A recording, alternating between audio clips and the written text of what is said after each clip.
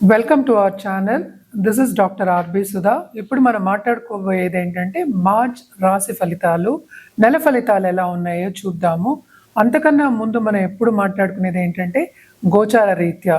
ఎందుకంటే గోచార రీత్యానే ఒక్కొక్క రాశికి ప్రెడిక్షన్స్ అనేవి చెప్పడం జరుగుతుంది, ఫలితాలు అనేవి చెప్పడం జరుగుతుంది. కనుక ఫస్ట్ ఎక్కడెక్కడ ఏ గ్రహాలు ఉన్నాయో చూద్దాము. అందరికీ తెలిసిన విషయం ఏంటంటే 9 గ్రహాలు ఉన్నాయని తెలుసు. కానీ మోస్ట్ ఇంపార్టెంట్ ఏమవుతోంది ఈ నెలలో మార్చ్ 2025లో ఏమవుతోందో చూద్దాము. అన్నిటికన్నా మేజర్ ప్లానెట్ అంటే ఏంటంటే శని గ్రహం మూవ్ అవుతున్నారు. ఎక్కడికి? మీనానికి మూవ్ అవుతున్నారు మార్చ్ 29th. అలాగే ఏంటంటే జూపిటర్ మనకి తెలిసిందే, రిట్రోగ్రేషన్ నుంచి డైరెక్ట్ అయ్యారు ఫిబ్రవరి నెలాఖర, పోయిన నెల. ఆయన వృషభంలోనే ఉన్నారు.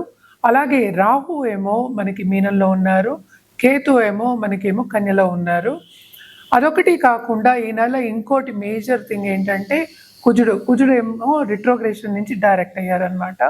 అదొకటి కాకుండా సన్ అన్నిటికన్నా మేజర్ ప్లానెట్ మనం ఎప్పుడు మాట్లాడుకుంటూ ఉంటాము.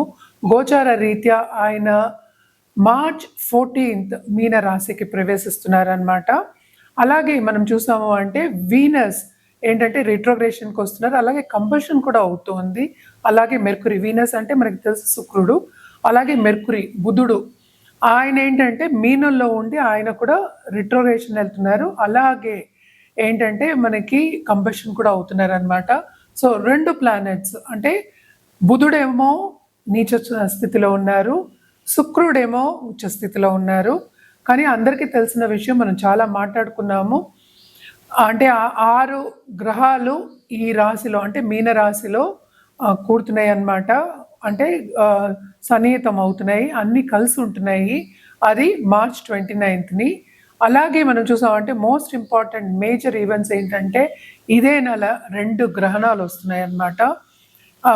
ఒకటేమో మనకి కనిపించదు, మనకి అంటే సూర్యగ్రహణం ఏమో కనిపించట్లేదు, మార్చ్ 29th వస్తుంది. పార్షియల్ గ్రహణమే, అది కనిపించట్లేదు. సో అన్ని రాశుల వారీగా ఎలా ఉంటుందో మనం రాశి ఫలితాలు అనేది చూద్దాము. కానీ మోస్ట్ ఇంపార్టెంట్ ఏంటంటే దేనికైనా సరే భయపడకుండా ఫస్ట్ మనం పరిహారం చేయాలి. ఎందుకంటే మీనరాశిలో అండ్ మనకి తెలుసు రాహు మూలంగాను కేతు మూలంగానే మనకి గ్రహణాలు అవన్నీ వస్తూ ఉంటాయి కదా. సో అటు కన్యకి ఎఫెక్ట్ అవుతోంది, అటేమో మనకి మీనానికి కూడా కొంచెం ఎఫెక్ట్ ఉందన్నమాట. కానీ మోస్ట్ ఇంపార్టెంట్, అన్నిటికన్నా ఇంపార్టెంట్ ఏంటంటే మకర రాశి వాళ్ళకి బాగుంటుంది. ఎందుకంటే ఏల్నట్స్ అనేది వెళ్ళిపోతుంది. ఎందుకు ఏల్నట్స్ అని వెళ్ళిపోతే ఏమవుతుందంటే వాళ్ళకి కొంచెం అంటే రిలీఫ్ అనేది ఉంటుంది. సో ఎవరెవరికి ఏల్నట్స్ అని ఉంది ఇప్పుడేమో కుంభరాశికి ఏల్నట్స్ అని ఉంది, అలాగే మనకి మీనరాశికి ఏల్నట్స్ అని ఉంది, అలాగే మేషరాశికి ఏల్నట్స్ అనేది మొదలవుతుంది అనమాట. సో ఏల్నట్స్ అని మొదలవుతోంది మేషరాశి కంటే భయపడవలసిన అవసరం లేదు. కొన్ని పరిహారాలు చేసుకోవాల్సిందే. ఎప్పుడు మన పరిహారాలు అన్ని రాసుల వారిగా మనం చెప్తూనే ఉన్నాము.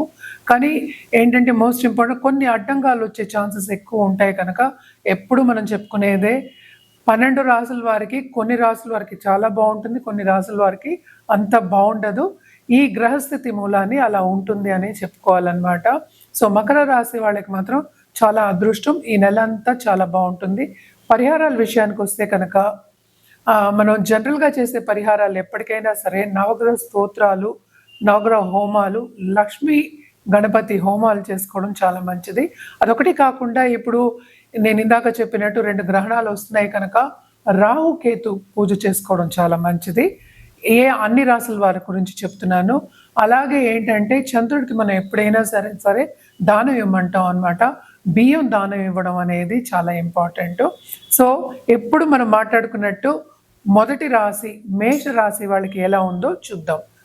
ఇప్పుడు మనం మాట్లాడుకోబోయేది సింహరాశి వాళ్ళ గురించి. సింహరాశి వాళ్ళకి మార్చ్ 2025 రాశి ఫలితాలు ఎలా ఉన్నాయో చూద్దాం. సింహరాశి వాళ్ళకి ఏంటంటే మనం చూసామంటే 7th లో శని అంటే కుంభ శని ఉన్నారు స్టార్టింగ్ ఆఫ్ దిస్ మంత్.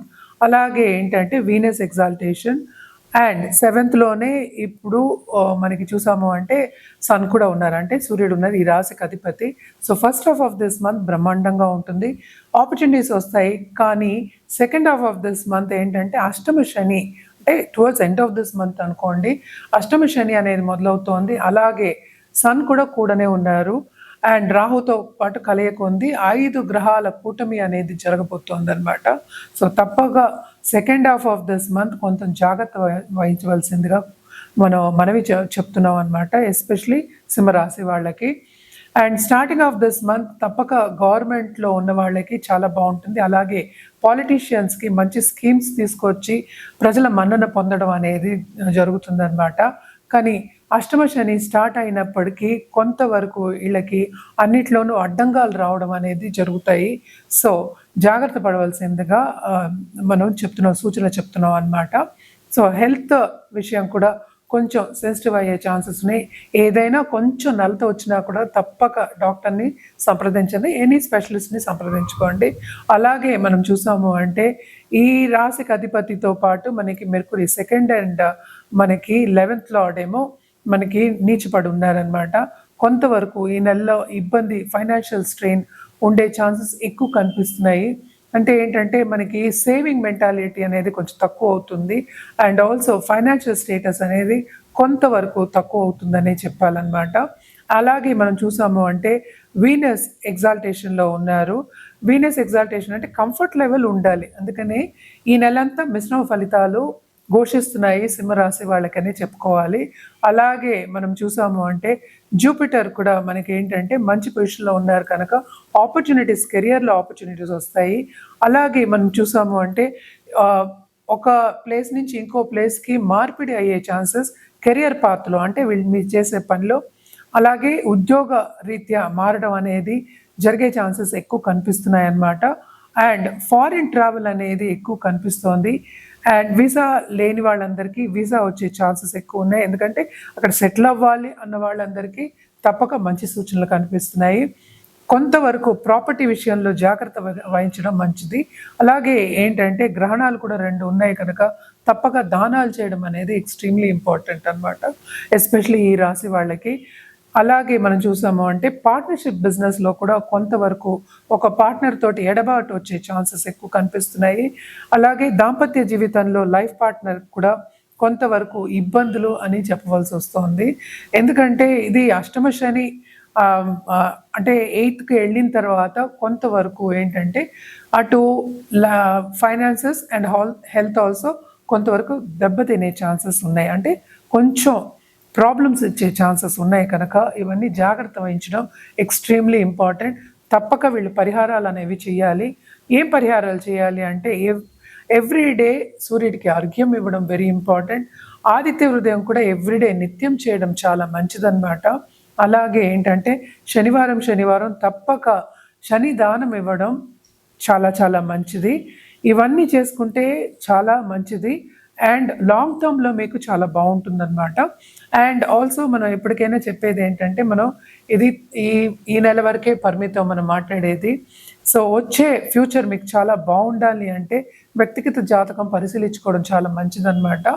ఎందుకు మంచిదంటే దాన్ని బట్టి మీ జాతక రీత్యా ఒక పరిహారం అనేది ఇవ్వడం అనేది జరుగుతుంది. సో తప్పక జాతకం పరిశీలించుకోవాలి అంటే కింద స్క్రోల్ అయ్యే నెంబర్కి సంప్రదించడం మంచిది.